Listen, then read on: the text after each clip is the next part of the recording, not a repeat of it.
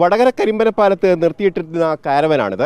ഈ കാരവനിൽ കഴിഞ്ഞ 23-ാം തീയതിയാണ് 2 പേർ മരിച്ചത്.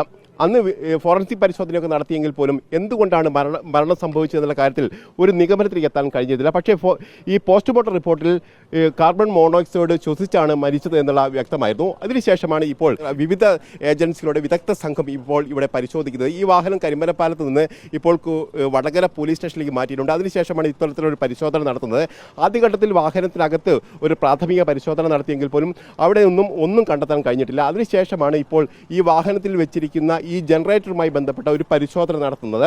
സാധാരണഗതിയിൽ ജനറേറ്റർ ഒരു കാരണവശാലും ഈ വാഹനത്തിൻ്റെ അകത്തേക്ക് കടത്തി വെച്ചുകൊണ്ട് പ്രവർത്തിപ്പിക്കാൻ പാടില്ല എന്നാണ് ഈ ജനറേറ്ററുമായി ബന്ധപ്പെട്ട വിദഗ്ധരൊക്കെ പറയുന്നത്. പക്ഷേ ഈ വാഹനത്തിൻ്റെ അകത്ത് തന്നെയാണ് ഈ ജനറേറ്റർ പ്രവർത്തിപ്പിക്കുന്നത്.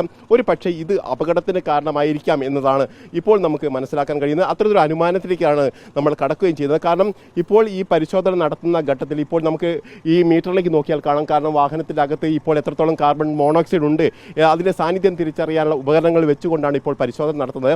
അതിൻ്റെ റീഡിംഗ് ആണ് ഇപ്പോൾ നമുക്ക് ഇവിടെ കാണാൻ കഴിയുന്നത്. 957 എന്ന നമ്പർ നമുക്ക് കാണാൻ കഴിയും. കാരണം ഇത്തരത്തിൽ 957 ഒരു മണിക്കൂർ മാത്രമാണ് ഇപ്പോൾ ഇത് പ്രവർത്തിച്ചുകൊണ്ടിരിക്കുന്നത്. ഇത്തരത്തിൽ 957 എന്ന് പറയുന്ന ആ നമ്പറിലേക്ക് എത്തിയിട്ടുണ്ടെങ്കിൽ അത് അപകടകരമായ ഒരു സാഹചര്യമാണ് സൃഷ്ടിക്കപ്പെട്ടിട്ടുള്ളത് എന്നാണ് ഇതുമായി ബന്ധപ്പെട്ട വിദഗ്ധർ പറയുന്നത്. പ്രധാനമായും 400-ന് മുകളിലേക്ക് പോവുകയാണെങ്കിൽ തന്നെ ഏതാണ്ട് 2 മണിക്കൂറിനകം ഉള്ളിൽ ഈ അകത്ത് ആൾ നിൽക്കുകയാണെങ്കിൽ അവർക്ക് ജീവഹാനി സംഭവിക്കാം എന്നുള്ള ഒരു നിഗമനമാണ്, അല്ലെങ്കിൽ അത്തരമൊരു ശാസ്ത്രീയ വിശദീകരണം തന്നെയാണ് നമുക്ക് ലഭ്യമാകുന്നത്. അങ്ങനെയാണെങ്കിൽ ഇത് എത്രയോ മടങ്ങ്, എത്രയോ അധികമാണ് ഇപ്പോൾ ഈ ഇത്തരത്തിൽ ഈ വായുമലിനീകരണം അല്ലെങ്കിൽ ഈ കാർബൺ മോണോക്സൈഡിൻ്റെ സാന്നിധ്യം എന്നുള്ളതാണ്. 957 എന്നൊക്കെ പറയുന്ന ഘട്ടത്തിൽ ഏതാണ്ട് ഇപ്പോൾ 1 മണിക്കൂർ മാത്രമാകുന്ന ഘട്ടത്തിലാണ് 957 എത്തിയിരിക്കുന്നത് എന്നുള്ള ശ്രദ്ധേയമായ കാര്യമാണ്. അതുകൊണ്ട് തന്നെ ഒരു പക്ഷേ 1-2 മണിക്കൂറിനകം തന്നെ ഈ ഒരു സാഹചര്യത്തിൽ അകത്ത് കിടക്കുകയാണെങ്കിൽ ജീവഹാനി സംഭവിക്കാനുള്ള ഒരു സാധ്യത തന്നെയുണ്ട്. ഏതായാലും ഇക്കാര്യത്തിലൊക്കെ ഒരു അന്തിമ വിശദീകരണം ലഭ്യമാക്കേണ്ടതുണ്ട്. ഇപ്പോൾ 8 മണിക്കൂർ നീളുന്ന ഒരു പരിശോധനയാണ് ഇപ്പോൾ വടകര പോലീസ് സ്റ്റേഷനിൽ കാരവാനുമായി ബന്ധപ്പെട്ട് നടത്തുന്നത്. വിവിധ ഏജൻസികൾ, അതായത് NITയിലെ വിദഗ്ധ സംഘം, അതോടൊപ്പം തന്നെ പോലീസിലെയും അതോടൊപ്പം തന്നെ മോട്ടോർ വാഹന വകുപ്പിലെ വിദഗ്ധ സംഘം, അതോടൊപ്പം തന്നെ ഈ വാഹന നിർമ്മാതാക്കളുടെ ടെക്നിക്കൽ, അതായത് ബെൻസ് വാഹനത്തിൻ്റെ ടെക്നിക്കൽ സംഘം അടക്കം ഇവിടെ എത്തിയിട്ടുണ്ട്. ഏതായാലും അവരുടെ പരിശോധന നടത്തുന്ന ഘട്ടത്തിൽ തന്നെയാണ് ഇപ്പോൾ ഇത്തരത്തിൽ ഒരു ഡിജിറ്റ് നമുക്ക് ലഭ്യമാകുന്നത്. 957 എന്ന് പറയുന്ന വളരെ ഗുരുതരമായ ഒരു ഡിജിറ്റിലേക്ക് എത്തുകയും ചെയ്തിരിക്കുന്നത്.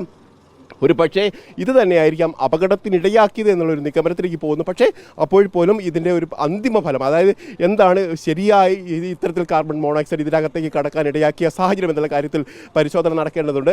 മറ്റൊന്ന്, ഇതിൻ്റെ അകത്ത് AC ഉണ്ട്. ആ AC-യുമായി ബന്ധപ്പെട്ട് ഏതെങ്കിലും തരത്തിൽ കാർബൺ മോണോക്സൈഡ് അകത്തേക്ക് കടക്കാനുള്ള സാധ്യതയുണ്ടോ, ആ ഒരു പരിശോധന പോലും നടക്കുകയുണ്ടായി. പക്ഷേ അതിൽ നിന്ന് ഏതെങ്കിലും തരത്തിൽ ഇത്തരത്തിൽ കാർബൺ മോണോക്സൈഡ് വന്നിട്ടില്ല എന്നാണ് നമുക്കിപ്പോൾ മനസ്സിലാക്കാൻ കഴിയുന്നത്.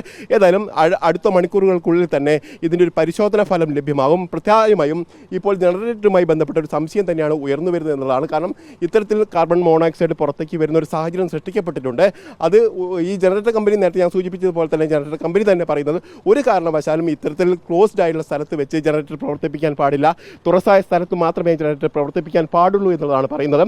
പക്ഷേ അതൊക്കെ അവഗണിച്ചുകൊണ്ട് ഇത്തരത്തിൽ ജനറേറ്റർ ഇത്തരത്തിൽ ഷട്ടർ ഇട്ടുകൊണ്ട് തന്നെ വാഹനത്തിനുള്ളിൽ തന്നെ പ്രവർത്തിപ്പിച്ചതാകാം അപകടത്തിന് ഇടയാക്കിയത് എന്നുള്ള ഒരു നിഗമനത്തിലേക്ക് തന്നെയാണ് ഇപ്പോൾ പോകുന്നത്. വീഡിയോ ജേർണലിസ്റ്റ് സുബൈർ ഫൈസിക്കൊപ്പം reporter AK Abhilash, in reporter, Kozhikode.